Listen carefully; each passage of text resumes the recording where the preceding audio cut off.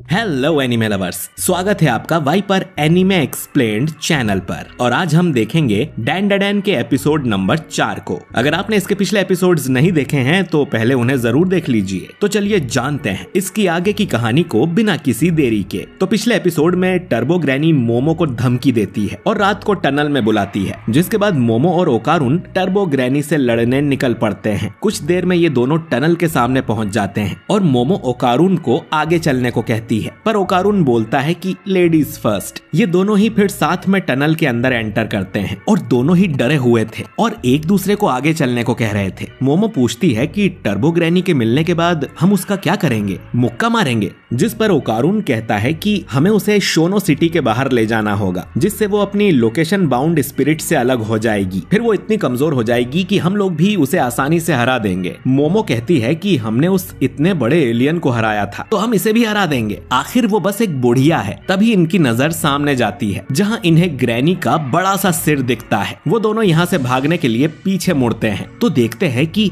दूसरी तरफ भी ग्रैनी की मुंडी थी और उसने इन्हें दोनों तरफ से घेर लिया था। ग्रैनी अब इनके करीब आने लगती है तो मोमो अपने बैग से कुछ बेसबॉल बैट्स निकालकर उसकी तरफ फेंकती है, लेकिन ग्रैनी अपनी आंखों से ही उन बैट्स को खा जाती है। ओकारुन अब मोमो से कहता है कि वो उसके कर्ज को आजाद कर दे ताकि वो इस ग्रैनी से लड़ पाए। मोमो ऐसा ही करती है, जिससे ओकारुन अपने मॉन्स्टर वाले रूप में ट्रांसफॉर्म हो जाता है और इस रूप में वो हमेशा ही मनहूसियत की बातें करता है, जैसे कि मैं तो आज पक्का मर जाऊंगा। ओकारुन अब ग्रैनी की तरफ बढ़ने लगता है, पर अचानक ही वो वापस इंसान बन जाता है। मोमो को समझ नहीं आता कि ये कैसे हुआ। उसे ओकारुन के अंदर वो भूत वाला ऑरा भी नहीं दिख रहा था। अब टर्बो ग्रैनी कहती है कि मैंने उसका केला लौटा दिया है, जिससे उसके अंदर अब कोई भी कर्ज नहीं है। उसे लगा नहीं था कि ओकारुन उसकी पावर से ट्रांसफॉर्म हो जाएगा, लेकिन अब वो अपनी कर्ज पावर इन्हें यूज नहीं करने देगी और दोनों को कच्चा चबा जाएगी। ग्रैनी के दोनों सिर अब उन्हें खाने आगे बढ़ते हैं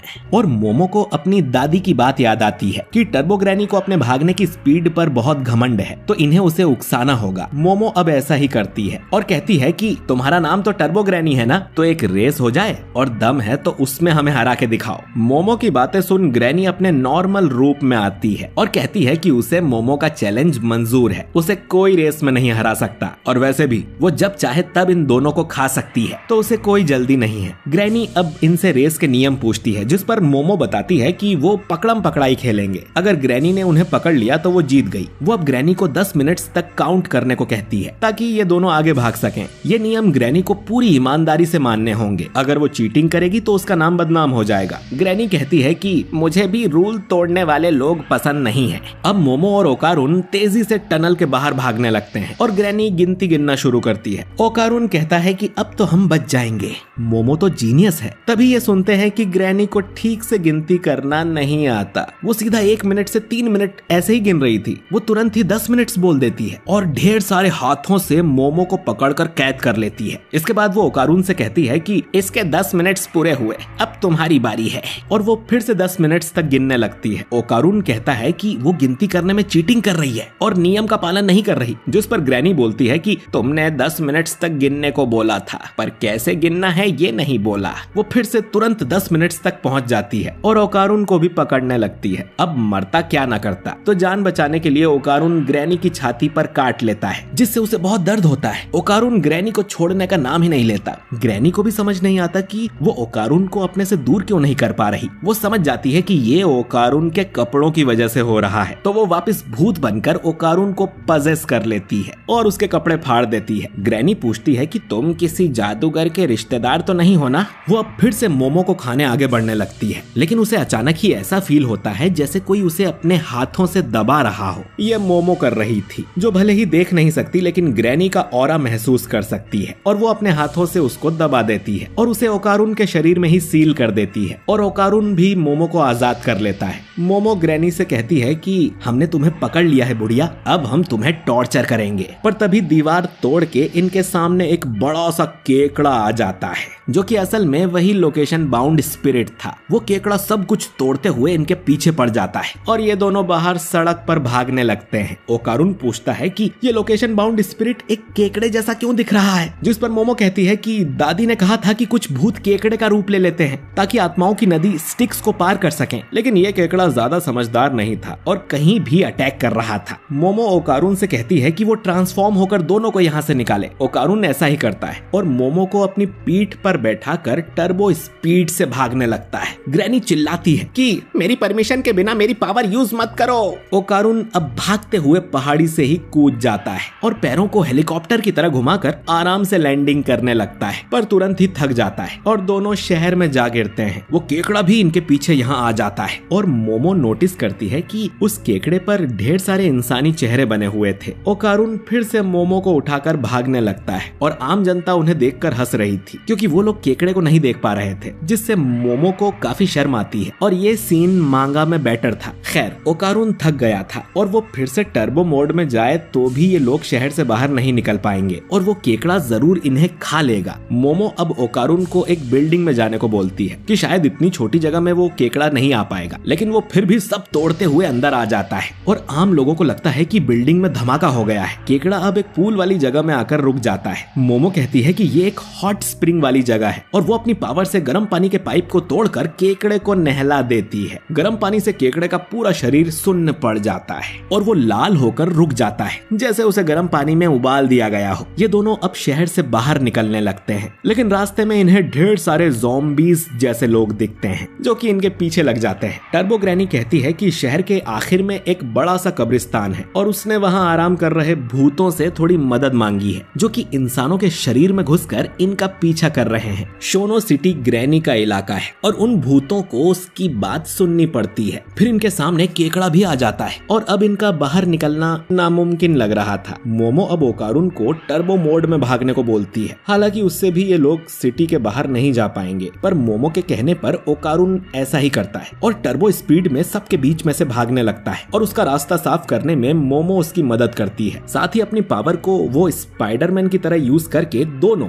हवा में भी जाते हैं और आखिर में वापस शहर के अंदर ही जाके गिरते हैं। दोनों ने ही अपनी पावर लिमिट से ज्यादा यूज कर ली थी और अब ये कुछ भी नहीं कर सकते और मोमो का ध्यान भटकने की वजह से टर्बो ग्रैनी ओकारुन के शरीर से बाहर निकल आती है और दोनों को जोर की लात मारती है और बोलती है कि आजकल के बच्चों में तमीज नाम की कोई चीज ही नहीं है और ग्रैनी को उनसे नफरत है। अब ग्रैनी उस केकड़े के साथ मर्ज हो जाती है और इनसे कहती है कि चलो हिम्मत है तो भाग कर दिखाओ। मैं 10 क्या 20 मिनट्स भी तुम्हारा वेट कर लूंगी, फिर भी तुम इस शहर से नहीं भाग पाओगे।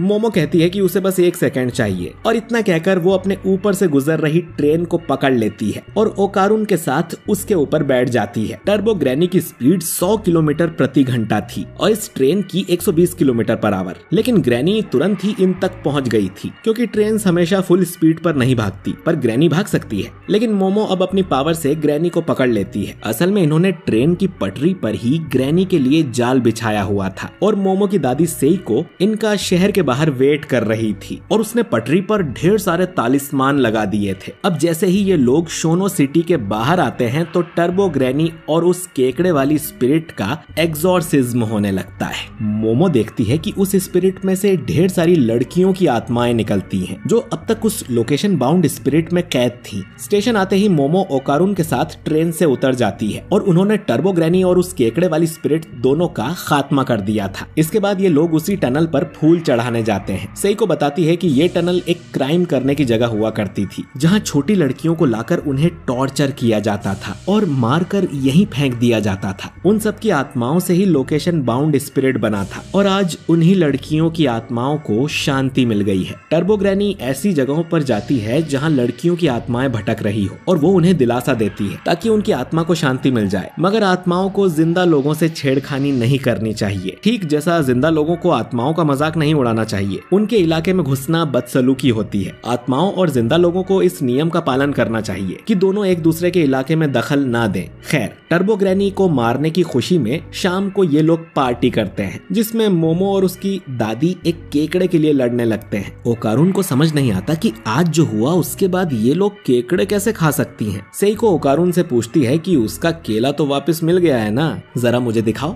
जिस पे ओकारुन कहता है कि पागल है क्या बुढ़िया, मेरा केला मेरे पास है और मैं किसी को नहीं दिखाऊंगा। दादी उसके पीछे पड़ जाती है तो वो मोमो से हेल्प मांगता है। मोमो तो केकड़ा चबाने में लगी थी और ओकारुन चिल्लाते हुए भागता है कि इस पूरे खानदान का दिमागी संतुलन हिला हुआ लगता है। खैर, ओकारुन इसके बाद मोमो को गुड बाय बोलकर अपने घर जाने लगता है। दोनों अब सोचने लगते हैं कि क्या ये उनका हमेशा के लिए गुड बाय था, इन्होंने गुड बाय क्यों बोला। लेकिन फिर मोमो ओकारुन को रोकते हुए कहती है कि कल स्कूल में मिलते हैं, जो सुन ओकारुन खुश हो जाता है और ये एपिसोड यहीं पर एंड हो जाता है। तो दोस्तों, टर्बो ग्रैनी और वो लोकेशन बाउंड स्पिरिट खत्म हो गए हैं और ओकारुन को उसका केला भी वापस मिल गया है। तो क्या कल से ये लोग वापस अपनी बोरिंग स्कूल लाइफ में पहुंच जाएंगे या इनके साथ और भी कुछ बड़ा होने वाला है? जानने के लिए अगला एपिसोड जरूर देखें। आज का एपिसोड भी कमाल का था, बस केकड़े वाले सीन्स में ये रेड फिल्टर हटा देते तो अच्छा रहता। खैर, आपको क्या लगता है कि आगे क्या होगा? कमेंट करके जरूर बताइए। बाकी वीडियो अच्छा लगा हो तो इसे लाइक और शेयर कीजिए और अगर आप हमारे चैनल वाइपर एनीमे एक्सप्लेन्ड पर नए हैं तो चैनल को सब्सक्राइब करके बेल आइकन जरूर दबाइए। मैं मिलता हूँ आपसे बहुत ही जल्द अगले वीडियो के साथ। शुक्रिया।